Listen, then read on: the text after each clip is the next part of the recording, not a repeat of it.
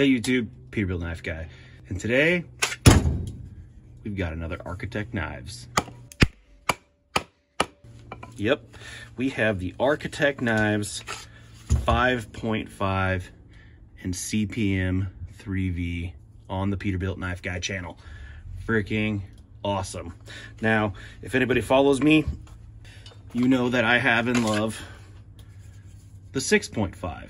This is the 6.5 in 3V also. Very, very similar knives, but also very different as well. As you can see, 5.5 is much smaller. They share the exact same handles.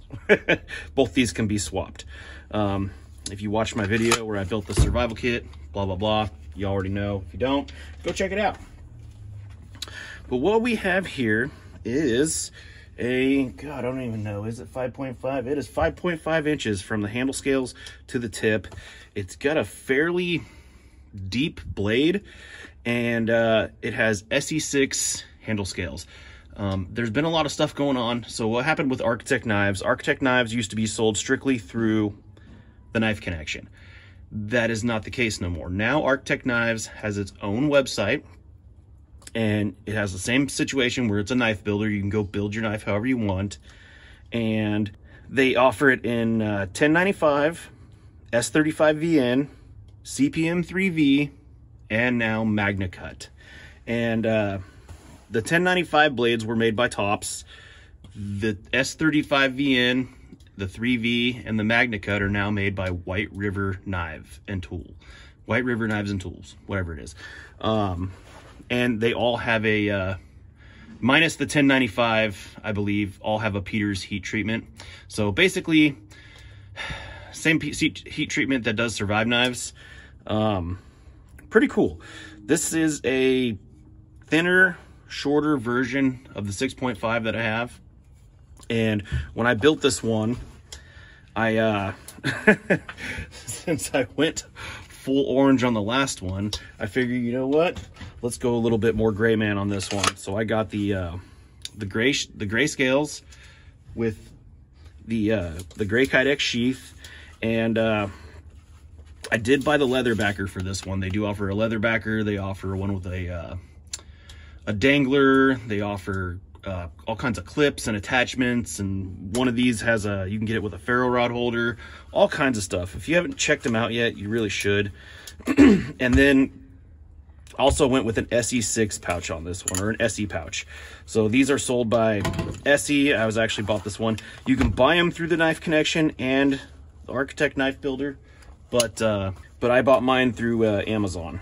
I think it was like 26 bucks or something like that. So it comes with a pouch. It's already ready to mount onto SE stuff, and these are pretty much the same spacing as like an SE knife when it comes for the sheath.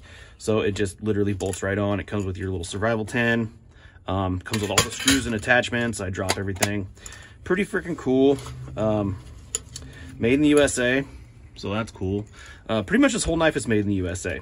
I don't know about like the screws and stuff. Probably YFS brand. Yeah, but the knife itself, made in the USA. CPM 3V. It is thinner than the 6.5. The 6.5 is 3/16, and the 5.5 is, I can't remember. I'll put it on the screen here, but it's thinner. So they both have a high saber grind, as you can see. High saber grind.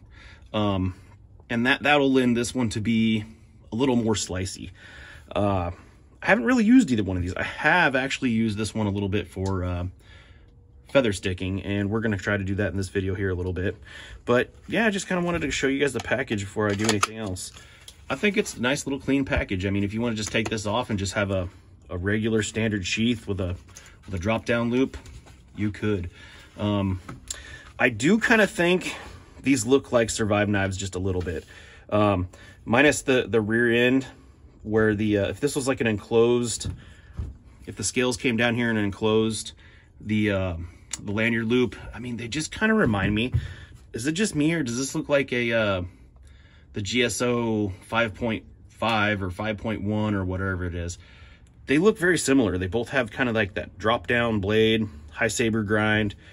I don't know. I don't know. But let's use this thing a little bit. See what it's working with. So right out of the gate, I forgot to show you guys this. It is sharp. They come very sharp. Very nice edges, factory on there. Awesome stuff. Except for that.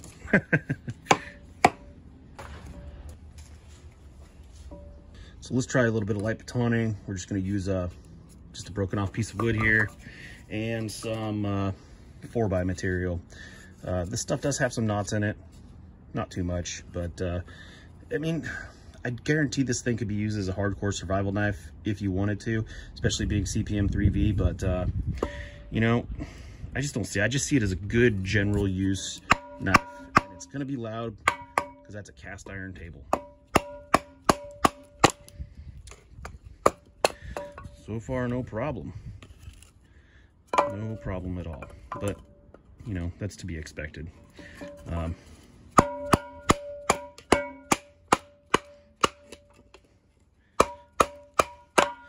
think I'm creeping up into a knot. I sure am.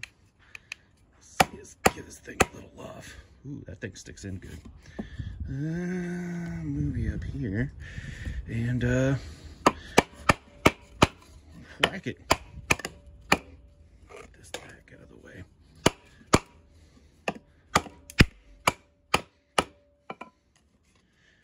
Now, regardless of your feeling on batoning, I do think it's a viable use of a knife, especially because you don't always have the right tool every single time. Sometimes you do, sometimes you don't. And I'm the type of person that would like to know that if my knife is the only one I have, or the only tool I have available, that I'm going to be able to use it and, you know, sleep at night knowing that it will do the job. Now, batoning, did I even hit the table? Here, yeah, don't baton on a cast iron table. That's my bad. But let's try this piece of this is almond or almond, depending on who you ask.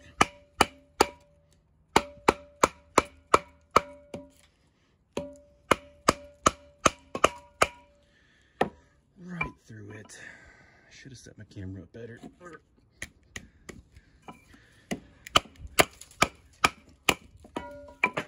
No problem at all. Didn't expect it to be. Very good. What video isn't complete, especially something like this? You know, it doesn't have a finger choil, but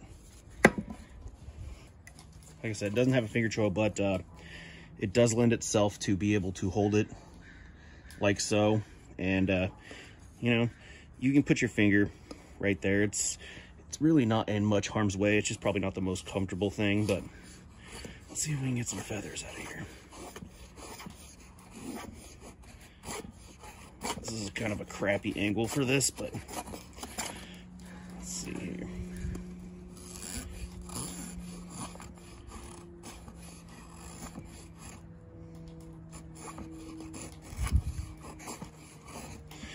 I suck at feather sticking.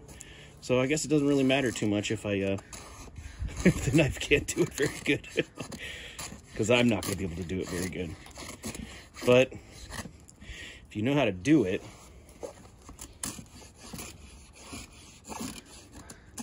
your chances are going to be a little bit higher.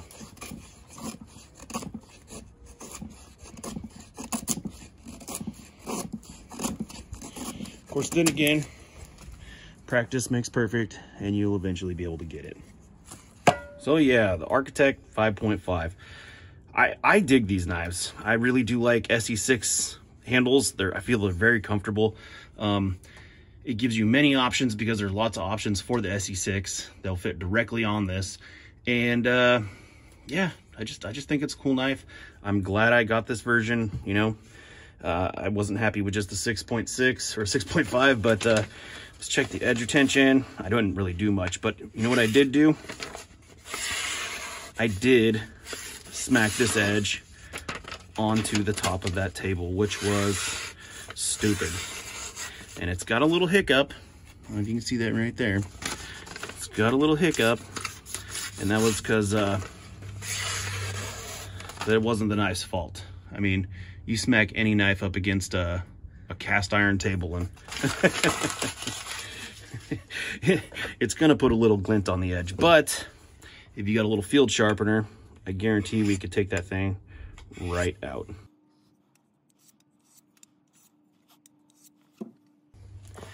Hit it with the strop.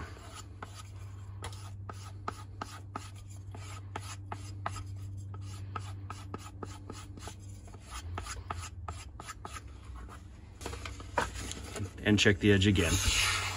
Nothing. Nothing. CPM 3V is excellent steel.